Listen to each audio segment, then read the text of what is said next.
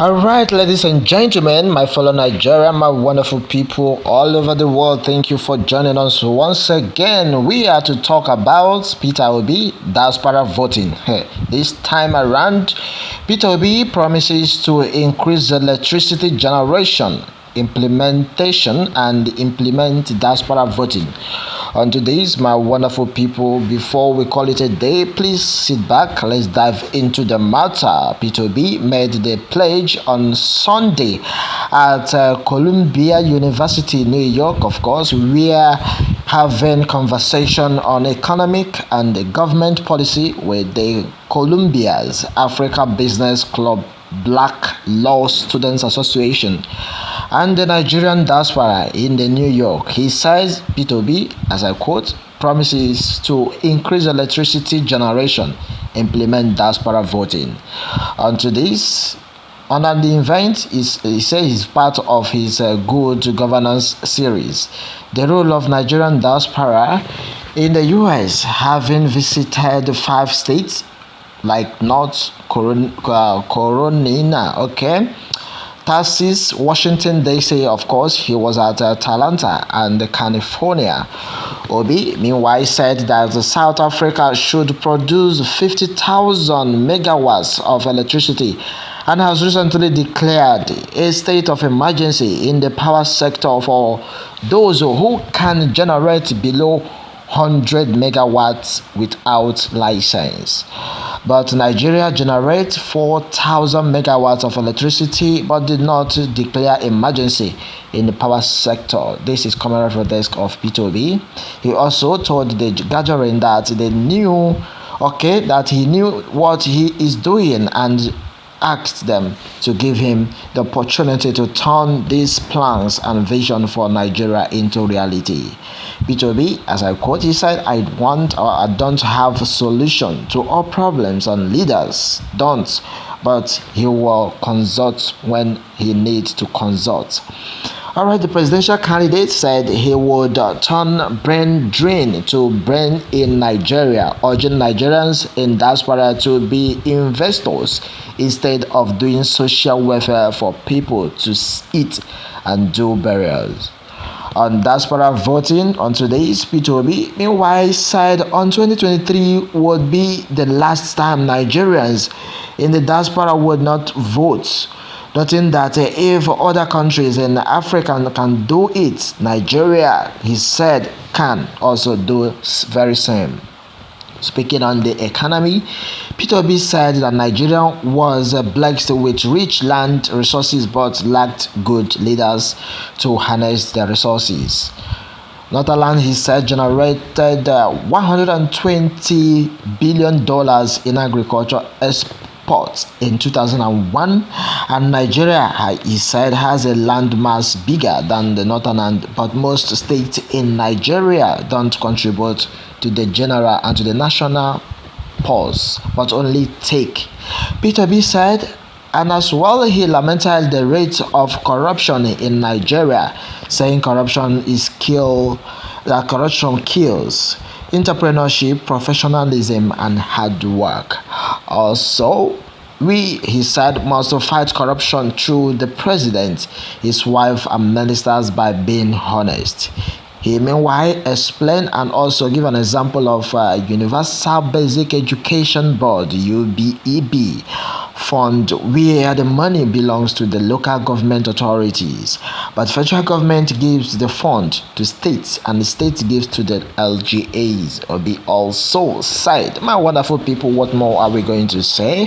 He wondered why the money would not be given to local government directly from the federal government, and that going through the state reduces what got to local government areas. Of course, that has been the case of Nigerian situation. Obi also said he pushed for the fund to be given directly to local government during his tenure as when he was the governor in Anambra State.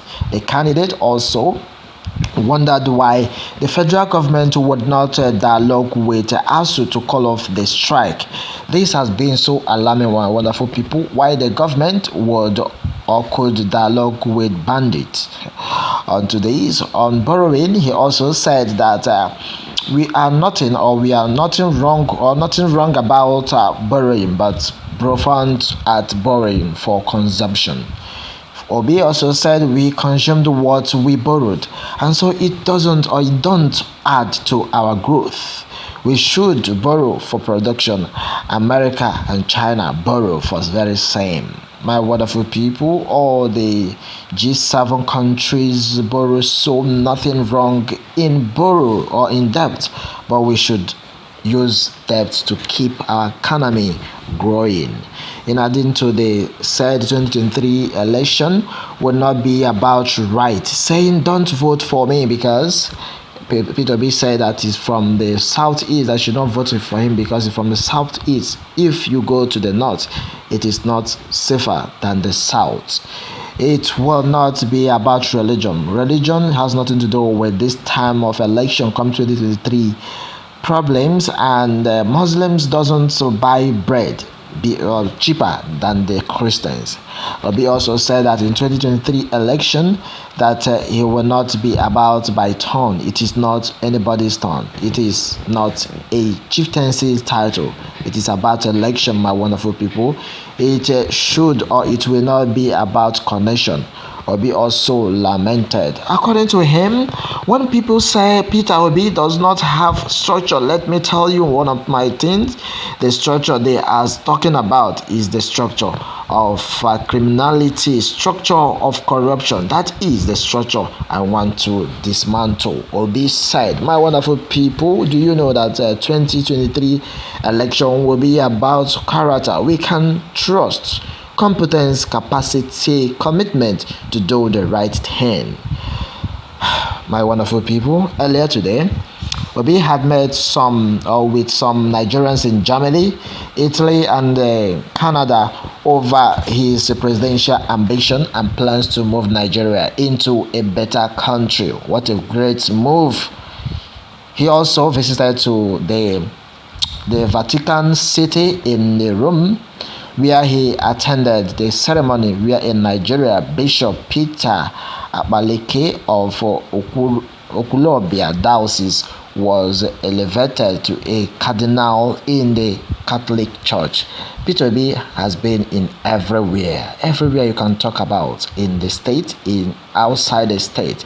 He's a man that is seeking, and he has the goodwill for Nigeria. He has better plans for Nigeria. He also visited the Vatican City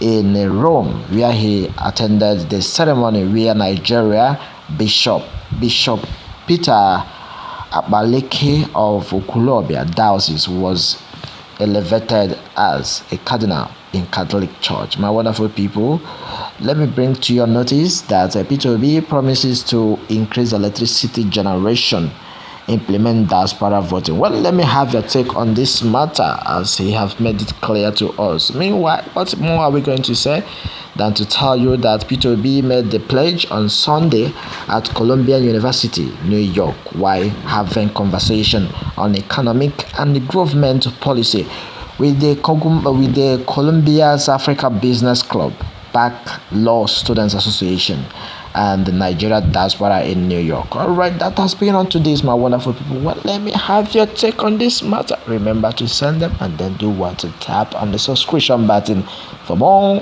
updates. Thanks and God bless.